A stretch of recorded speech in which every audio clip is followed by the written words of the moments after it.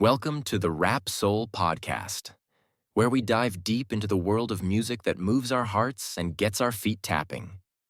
This is the intersection of rap and soul music from the 80s, 90s, and 2000s. We appreciate you for listening. Share this podcast with a friend or family member who loves music as much as you do. The podcast is hosted by 12 Kyle. Next up, the Rap Soul Podcast. Welcome to another edition of the Rap Soul Podcast. I am your boy, 12 Kyle. I want to thank you all for tuning in as you do each and every week. This is the Rap Soul Podcast. This is the intersection where we have discussions about music and artists from the 80s, the 90s, and the 2000s when it comes to hip hop, soul, rap, and R&B music. Simply put, this is the best music podcast that you've never heard until right now. Again, I want to thank you all for tuning in as you do each and every week. Shout out to all of you who are checking in on YouTube as well. You see the title. So I have to ask the question of you. Do you remember when BET was dope? I mean, like really, really dope. When BET was must-see TV. I came to this idea or this concept for this particular episode really for two reasons, or two things that occurred to make me think about doing this episode. One here recently was the recent passing of Ananda Lewis. As many of you know, Ananda Lewis passed away. I think she was 52 years old. She's most recognized for her role in entertainment with MTV, but she got her start on BET with the show Teen Summit. Teen Summit was a show that was strictly for, teenagers, and a young 12 Kyle found himself tuning in every Saturday to watch Ananda Lewis do her thing on that show. She was smart, she was intelligent, she was beautiful, very talented, and she will definitely be missed. The other thing that made me think about doing this episode was here recently, at the time of this recording, BET just recently celebrated its BET Awards, the annual BET Awards that was hosted by comedian Kevin Hart. Full disclosure, I didn't watch the BET Awards. I have not watched the BET Awards in years. It's not so much of a personal boycott. I'll be honest, I don't watch BET at all. There's really not much that I could tell you that I know for certain that appears on that channel, because I quite honestly, I don't watch it, and I haven't.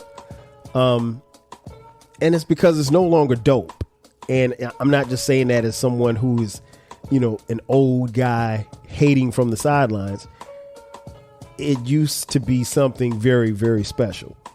And it's no longer special, at least not in my eyes. And a lot of people will agree with me with this.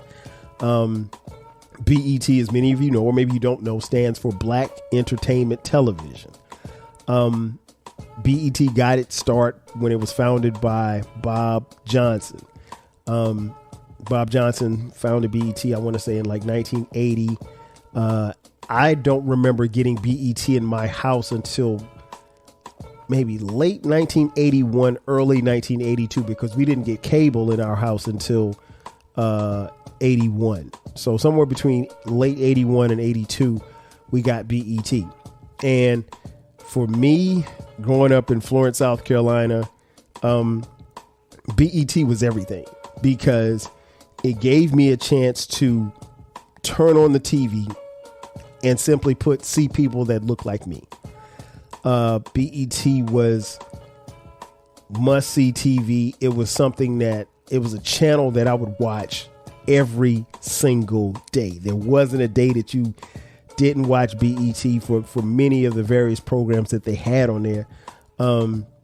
Notwithstanding a gospel program called the Bobby Jones Gospel Show that ran for all I know, Bobby Jones Gospel Show probably still comes on BET every Sunday morning. But listen, when the TV was turned on Sunday mornings, when we were on our way to church, my family, in my household, my mom and dad made sure that Bobby Jones Gospel Hour was on TV, and that was on BET.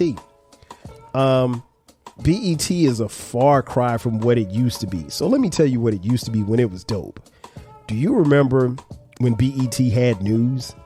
And it's funny because me and the homie King Germ, shout out to Germ from Pod and Saved Our Marriage. Make sure you check out his podcast every Friday. He does a great podcast with his wife, Queen Germ. But Germ and I were talking. If we don't talk every day, we talk every other day on the phone. And he reminded me, he was like, man, remember Ed Gordon? Ed Gordon was one of the feature news reporters from BET, and Ed's still alive. I don't know if he's still doing news or not, but Ed Gordon was the news anchor in 1988, and it was a pleasure to see nightly news at 11 o'clock without fail, and it was national news that dealt with black people and our issues and things that involved us. And occasionally Ed would sit down with, controversial artists or entertainers or political figures and do very dope, in-depth interviews. BET, man, was special. I mean, again, there was no other place in the world where you could get entertainment and news on the same channel. Not like this. It was only BET. And this went from, its inception in the 80s all the way up until the better part of the year 2000 when things changed. And I'll get into that in just a second. BET also offered sports. As a young kid, I remember the BET HBCU Game of the Week. Now, HBCU stands for Historically Black Colleges and Universities. So each week, BET would show a game of the week. Sometimes the games would be shown live. Other times the games would be shown on tape delay. I was never a fan of tape delayed games, but sometimes based on when the game happened and whatever programming BET had that particular day, maybe they couldn't broadcast the game at 1 o'clock because there was some type of show or infomercials that they had to run at 1 o'clock. So they would run the game, I don't know, maybe at 7 that evening. But I remember as a young kid watching a school like Mississippi Valley State. Mississippi Valley State had this quarterback that was like all world. His name was Willie Totten. And he literally, me and my friends used to say he would throw the ball out of the screen because he would drop back to pass and he would throw the ball so high that the cameras couldn't even follow where the ball was. And the ball always landed in the arms of this receiver who wore number 88. And he was sweet. He was bad. The guy's name was Jerry Rice.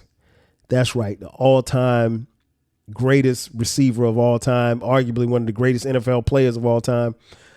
He got his start right there. And I saw him for the first time on my TV watching the BET college football game of the week.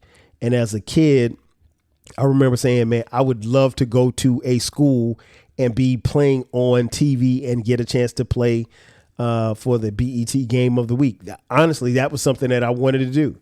And lo and behold, by the time that I became a senior in 1991, graduated, and then went on to South Carolina State University, I would get a chance to play in a BET game of the week game.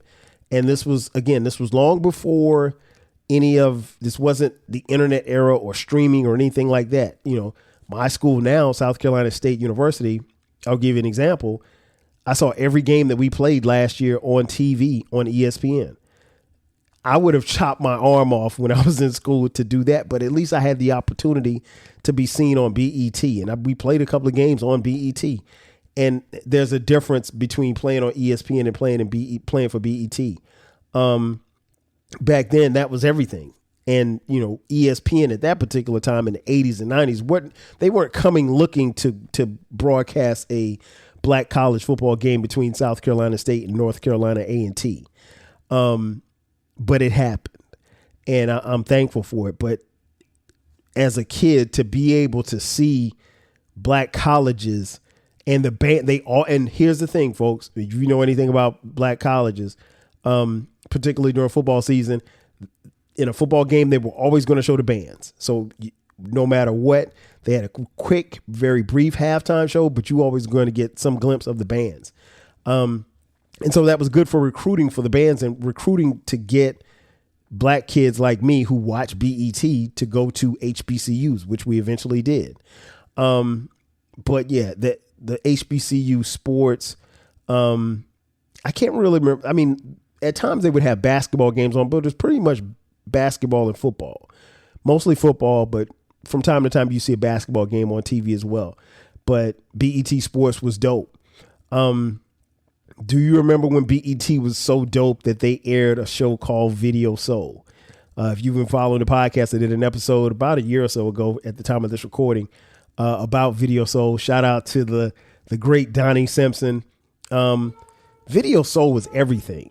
It was must-see programming. It was to the point where, because I think, if I'm not mistaken, Video Soul came on at like 2:00 in the afternoon. So I would set my VCR, shout out to the VCR, to record Video Soul so I could see who was being interviewed and then watch the videos that were shown in between.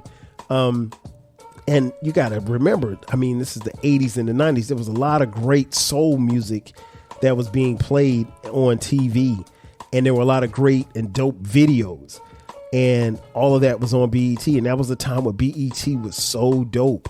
So shout out to Video Soul, Video Vibrations, Caribbean Rhythms with Rachel. Shout out to Rachel. I saw Rachel about a year or so ago, and she still looks the same. I mean, like, well, I saw her on a FaceTime, but that's another story for another day. But anyway, she's still beautiful. I mean, like, it is crazy. And of course, if you're going to talk music, you got to talk about Rap City. Rap City. Shout out to all of the hosts, the mayor, Chris Thomas, who used to do the little shoulder shimmy. Joe Claire. Shout out to Joe Claire, Big Les, the lovely Big Les, and Tigger. Who could forget about Tigger in the basement? Rap City was my childhood. It was my teenage years. That was the only thing that I know that I consistently watched on TV. I mentioned recording Video Soul. I made sure that I recorded it up until the time that I got home to watch Rap City. And while I was supposed to be doing my homework, I was sitting there watching Rap City, and it was everything. All of my favorite artists appeared on either Rap City or Video Soul. All of them. There's not, the only artist I think that I don't remember appearing on Rap City or Video Soul was Michael Jackson. I think he's the only one. I don't know that Donnie Simpson ever interviewed Michael Jackson. I could be wrong, and maybe one of you could tell me, but I don't think that he ever did. I don't think the mic ever came on. But other than that, I mean, like, any and everybody that you could name, from, Tupac to Biggie to Babyface to New Edition to Lionel Richie, any and everybody in between, they sat down with a host or two from BET. That's when BET was dope, man. They had Rap City, they had Video Soul, they had Video Vibrations, Caribbean Rhythms for the Caribbean family and friends and people who were into that music and culture. It was a little bit of everything, man. BET was so dope. I remember Joe Claire getting the final interview that Biggie ever did, the sit-down interview that he did with Biggie. That was the last TV interview that Biggie ever did before he was tragically murdered. And that video, they shot it when they were in LA, when Biggie was in LA right before he was tragically murdered. But I mean, like, the hosts were always dope. They were engaging. They made you feel like you were in the room with them. When Rap City transitioned to Tigger in the basement, listen, everybody stuck around, or at least wanted to be. Anytime Tigger had somebody in the basement, you wanted to see them freestyle. And for the most part, most of the artists that came into the basement, they freestyled. They didn't go in there with written rhymes, because here's the thing: Big Tigger could freestyle himself, and there were some of your favorite rappers that went in there and actually got beat by Tigger when it came to freestyling. But great performances. I would suggest, if you're hip hop fans, Just go look up Basement Free BET Rap City Basement Freestyles on YouTube. You will be there all day because there's so many great episodes of that. And then obviously 106 in Park came. 106 in Park kind of pushed Rap City out of the way. By the time it started moving Rap City out of the way, Rap City was still dope, but it was kind of, slowing down a little bit. Tigger had left. And I'll be honest, once Tigger left, I remember the hosts and stuff that came after Tigger, but I wasn't really checking for them dudes like that. If you want a podcast where culture, conversation, and life collide, where you get insightful commentary, engaging discussions, and a fresh perspective on everything, then you need to listen to the 12 Kyle podcast. Hosted by the one and only, yours truly, 12 Kyle, a voice that you know and trust. This podcast will bring you thought-provoking moments, compelling stories, and a whole lot of fun. Whether you're a first-time listener or just tuning in, each episode promises to be something new and exciting. So sit back, relax, join 12 Kyle, myself, and my guests as we break down the world around us and give you stories that you've never heard before, from nostalgic throwbacks to everything in between. The 12 Kyle podcast is a front row seat to this conversation. Subscribe now and never miss an episode of the 12 Kyle podcast, where the vibe is always real and the discussion is always worth your time. Are you feeling nostalgic for the golden eras of rap and soul music? If so, tune in to the Rap Soul podcast. We are your weekly journey through the 80s, 90s, and 2000s, spotlighting the music and the hidden gems that shaped the soundtrack of our lives. From the powerful beats to the soulful melodies, we bring you the best of the past with fresh insights and stories. Rediscover the music that defined a generation. Subscribe to the Rap Soul podcast and enjoy the vibes. So, but 106 in Park, particularly when they had the host Freeway, I'm sorry, AJ and Free. They were dope. And the hosts that hosted after them were dope. I remember Bow Wow on there. Terrence J, Rossi, all of them. 106 in Park became the rival of MTV's TRL. Around that time, somewhere around 2000, was when everything stopped. Everything changed. BET, as we knew it, changed because BET was sold by Bob Johnson to Viacom, who's the parent company of CBS. And from that point, you saw things change. You really did see things change. Not necessarily for the better. It felt like in some ways that BET was MTV Light or MTV Dark, if you will, because Viacom at that point owned MTV as well. And so in doing it, I understand why Bob Johnson did it. I mean, he was able to, quadruple his worth. He then, after that sale, became a billionaire. I want to say he may have been the first black billionaire in this country. If he wasn't the first, he was one of the first. And so I get it. I understand it. I didn't like it though, because, and I think at that time BET was housed in DC for all these years. And then they had to move from DC. They moved their major studios from DC to New York City, and BET just had a certain feel in DC. It looked and felt differently once they got to New York City. And like I said, things changed. I don't think they changed for the better. The programming was different. And BET at this particular time wasn't without controversy. I remember distinctly when the late, great Coretta Scott King, Dr. Martin Luther King's wife, passed away.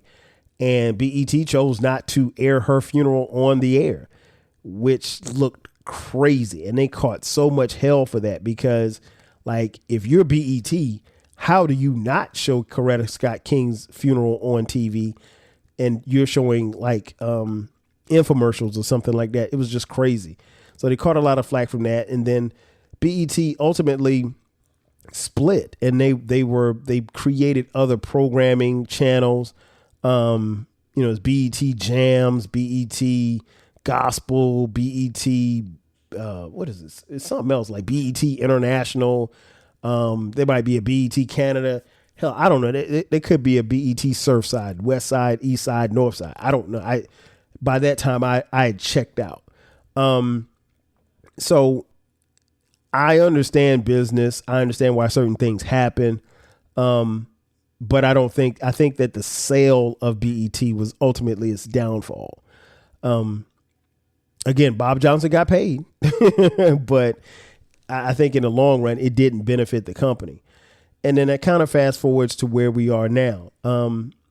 As I mentioned, the BET Awards has been their crowning achievement, I guess, or feature, if you will, over the past 10, 15 years, or maybe 20 years, probably, maybe longer than that. But it's just not the same. But the BET Awards, I remember, did have its moments. Some legendary performances. I remember once, if I'm not mistaken, Michael Jackson and James Brown sharing the stage at one point. And we saw, I remember Jay-Z premiered his song Izzo on BET at the BET Awards. And I don't even think the song was out at the time. It was coming out on the Blueprint album. And I think he performed it on, I remember him performing it on that show. None of us had ever heard. We heard the Michael Jackson sample, the Jackson 5 sample. And, but yeah, it was always must-see TV, and people were always talking about it. I remember the early days of Twitter. We would be on Twitter. We would be constantly tweeting through the program. But again, it's just not what it used to be. From what I understand, this past BET award show was pretty good. People seem to be pleased. The tribute seemed to be pretty good from what I understand. I had no reason to go back and listen to it. I do remember my wife had it on. She had the program on, and I got into bed. And I got into bed at that particular night. It was, I think, if I'm not mistaken, the award show came on at 8, right? So I was doing something else. I think I may have been doing a podcast or something. And I just remember going to bed around midnight. And I get into bed, and like there's a tribute to Kirk Franklin, I think, that I heard. But I'm like falling in and out of sleep. And I look over, and I remember I looked at my cell phone, and it was 12:30, and the BET Awards were still on. And I did a Google search the next morning, like how long was that show on? And Google said that the BET Awards was on for 5 hours. Listen, there's no reason for any programming to be on 5 hours. People complain about the Grammys being too long. You cannot have a legitimate award show on that long. People always will sit and watch the BET Awards and complain about who's being nominated for whatever categories, and people aren't in categories that they should be in categories with. The thing that I'll say about that is the way that you combat that is stop watching, because BET clearly to me did not, even back 10, 15 years when I was watching, we had the same complaints, but they would much rather you be in front of a TV on social media talking about it as opposed to not watching it at all. And so I just kind of smartened up, and I was like, I'm not tuning into this. Why would I tune into this and be upset about what I watched? I've just wasted 3 hours of my time. I don't wish BET any harm or anything. In fact, I don't even call it BET. I call it EBT. But I don't wish them any harm. I cannot tune in. The programming, I know that there's probably still a lot of infomercials being run.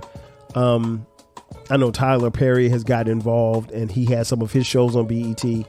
I think there's BET Plus or something like that, where it's a streaming service where you can get some of the black shows, some of the shows that we grew up watching on there. But for me, it's just not worth it. It's just not worth it. It's not worth my time. I understand that Rap City's never coming back. I understand that Video Soul, at least the iteration of Video Soul that I grew up on, isn't coming back.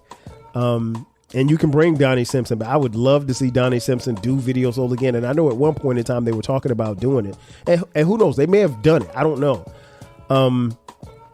But I'm not tuning in. It's just, you can't, once you let that magic out of the bottle, it's in the atmosphere and you can't ever reclaim it again.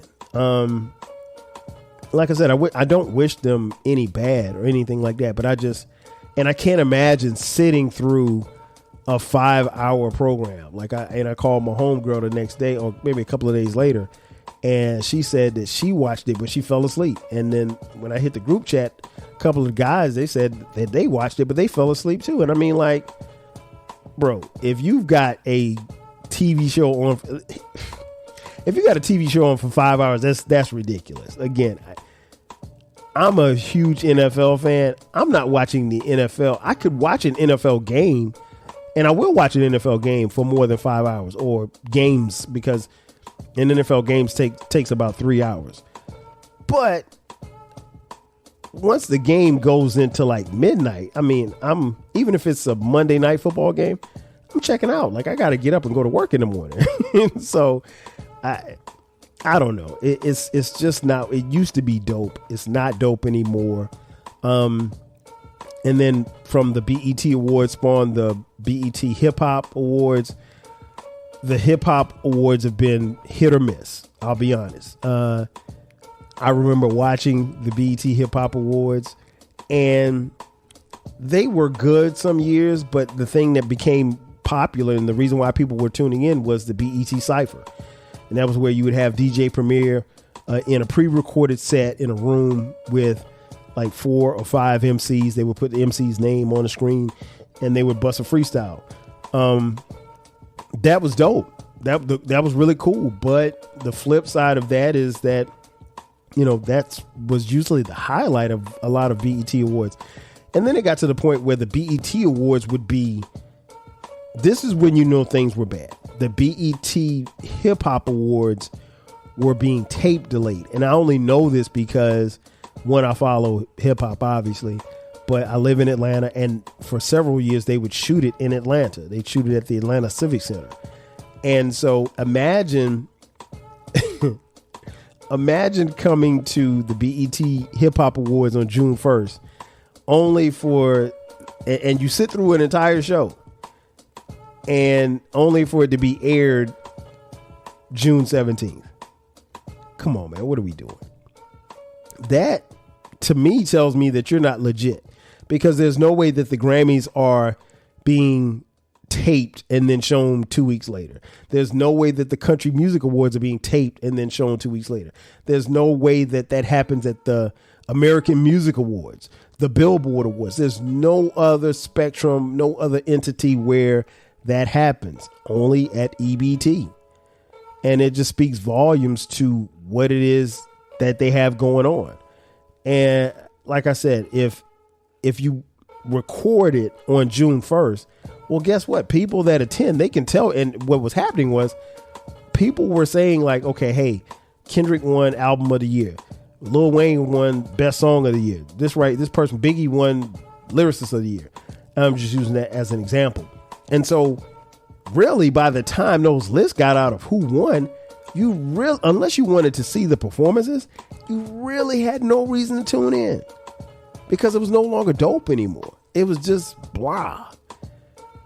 And unfortunately, to me, it's been blah for a while.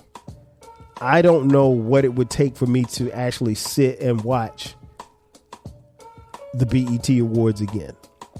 Honestly, I don't know what it would take for me to sit and watch BET again. Every now and then I may be thumbing through the channels and I may see some episodes of The Fresh Prince of Bel-Air, which is one of my favorite shows. And I'll stop and watch that. But with streaming nowadays, I really don't even have to do that because I can just pull that up on Max. So why should I tune in to BET? To me, it's no longer dope. I'm hopeful that it will continue to be something and be in existence.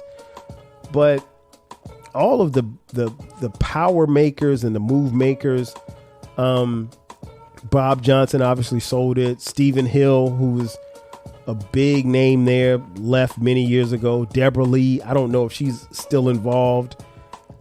All of the major players from the 80s and 90s are gone. And so you're just left with a bunch of history in a time where you were dope. And the one thing about being dope is it's hard to stay dope for a long time, but when you were as dope as they were, for people like me, it's hard to accept something being less than. And to me, BET in its current form is less than what it used to be. And quite frankly, that's just not enough for me to sit down and watch. But I have the memories. Ladies and gentlemen, that's going to do it for me. Thanks again for checking out this edition of the Rap Soul Podcast. Be sure to subscribe to the podcast. We drop weekly episodes every Monday and every Friday. If you're on YouTube, thank you for watching. We have a YouTube channel. Check us out there as well. And don't forget about the flagship station, the 12 Kyle Podcast. We drop new episodes on the 12 Kyle Podcast every Thursday and every Sunday. You can find the 12 Kyle Podcast wherever you're listening or watching this episode right here. You can catch us on social media, 12 Kyle, Rap Soul Podcast across the board. We also have merch. We have merch for the 12 Kyle Podcast. Just hit the merch button in the description box on any links for the 12 Kyle Podcast. And there you can find 12 Kyle Podcast t-shirts, hoodies, as well as coffee mugs. We got it for the low. Also, if you want to donate financially to this show, send us a couple of dollars via Cash App, $TWELVEKYLE. Again, that's going to do it for me. I am your boy 12 Kyle. I'll catch you guys next time. 5,000. Cheers. Thank you for listening. This concludes the episode. Be sure to subscribe to the Rap Soul Podcast. You can find the podcast wherever you get your podcasts. Follow the podcast on social media. And feel free to continue this discussion on our Reddit page. More importantly, share this podcast with a friend or family member who loves music as much as you do. Until next time, 5,000.